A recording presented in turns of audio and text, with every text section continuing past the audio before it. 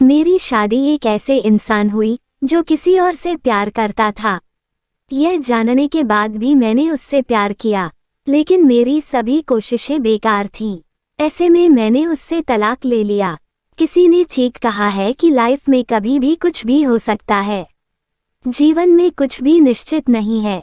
कब क्या हो जाए ये आप कभी नहीं जान पाएंगे। मैंने भी कभी नहीं सोचा था कि एक झटके में मेरी भी पूरी जिंदगी बदल जाएगी। दरअसल मैं एक 21 साल की महिला हूँ। मैं सिख परिवार से ताल्लुक़ रखती हूँ। मेरी फैमिली बहुत ज़्यादा मॉडर्न है। मुझे अपने परिवार से बहुत प्यार मिला है। बिल्कुल यही उम्मीद मैंने अपने पति से भी की थी, लेकिन ऐसा कुछ नहीं हुआ। ऐसा इसलिए क्योंकि मेरी शादी एक ऐसे लड़के के साथ हुई जिससे रिश्ता तोड़ने के लिए मुझे न जाने क्या क्या सहना पड़ा। यह बात उस समय की है जब मैं केवल 19 साल की थी। मैं हमेशा से विदेश जाना चाहती थी। ऐसे में मेरे परिवार ने मेरी शादी थाईलैंड में काम करने वाले एक केमिकल इंजीनियर के साथ पक्की कर दी थी। अपनी शादी को लेकर मैं काफ़ी ज़्यादा एक्साइटेड थी। मेरे लिए यह किसी सपने के सच होने जैसा था। मैं बेहद खुश थी, लेकिन मुझे नहीं पता था कि मेरी ये खुशी बस पल भर की है, जो एक समय बाद मेरे जीवन की सबसे बड़ी परेशानी बन जाएगी। जब हमारे रिश्ते की बात चल रही थी, तो उस समय मैं अपने पार्टनर से मिलने के लिए बेहद उत्साहित थी। मेरी पहली मुलाकात उससे फ्रेंडशिप डे के दिन इंपीरियल होटल में हुई थी। इस दौरान मेरी माँ ने मुझे कहा था कि जीवन में कभी प्यार करो तो एक अच्छे लड़के से ही करना। मैंने बिल्कुल वैसे ही किया। उसने मुझे पूछा कि क्या मैं पहले कभी रिलेशनशिप में रही हूँ, तो मैंने साफ मना कर दिया। लेकिन जब यही सवाल मैंने उससे किया तो उसने मुझसे कहा कि उसके काफ़ी सारे दोस्त हैं, लेकिन कोई गर्लफ्रेंड नहीं है। हालांकि यही हमारी शादी में सबसे बड़ा झूठ था। मैं आपसे छिपाना नहीं चाहती, मेरे पिता कभी नहीं चाहते थे कि मैं इस लड़के से शादी करूं, लेकिन मेरी माँ इस रिश्ते के लिए बहुत ज़्यादा उत्सुक थी। उनके मुताबिक यह मेरे लिए परफेक्ट मैच था। हालांकि दोनों की अलग अलग सोच के कारण मेरे पेरेंट्स के बीच काफ़ी झगड़े भी होने लगे, लेकिन इसी बीच हमारी शादी हो गई।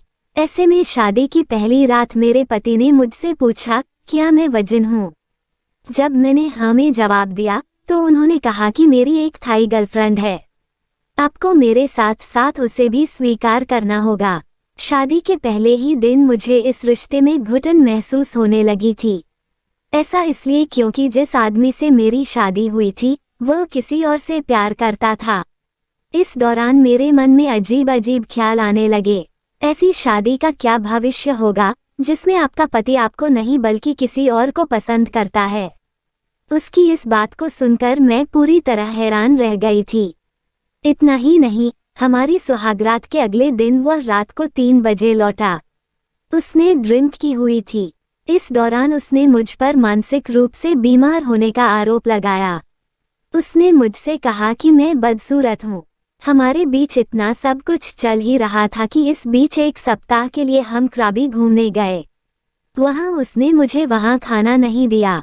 वो जानता था कि मैं हार्डकोर वेजिटेरियन हूँ, लेकिन उसने मुझे केकड़ा खाने के लिए कहा। कुछ दिनों बाद वह मुझे एक मनोचिकित्सक के पास ले गया।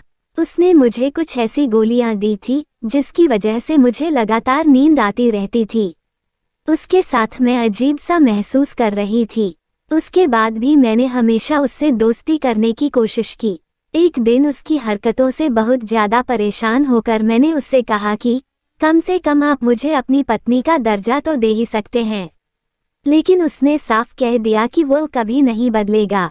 इतने सबसे से भी उसका मन नहीं भरा, तो उसने मुझे गाली देना और पीटना शुरू कर दिया था। एक दिन मेरी सास ने उससे कहा कि मुझे वापस इंडिया भेज दो।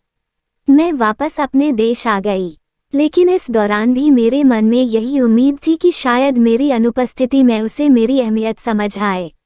लेकिन ऐसा नहीं हुआ। मेरे आने के बाद उसने मुझे एक फ़ोन तक नहीं किया। शादी में 2 साल तक रहने के बाद मैंने पिछले साल जनवरी में उससे अलग होने का फैसला किया। मैं आज भी यही सोचती हूँ कि काश मैं तब इतना मजबूत होती तो मुझे उसका अत्याचार नहीं सहना पड़ता। फिलहाल मैं अपने तलाक और सेटलमेंट का इंतजार कर रही हूँ। मैं विदेश में पढ़ाई करना चाहती हूँ। हालांकि कुछ चीजें मुझे अभी भी बहुत ज़्यादा परेशान करती हैं, लेकिन अच्छी बात तो यह है कि मैं जिंदा हूँ। दोस्तों, अगर हमारी कहानी आप लोगों को पसंद आई हो तो वीडियो को लाइक और मेरे चैनल को सब्सक्राइब जरूर कर लीजिएगा।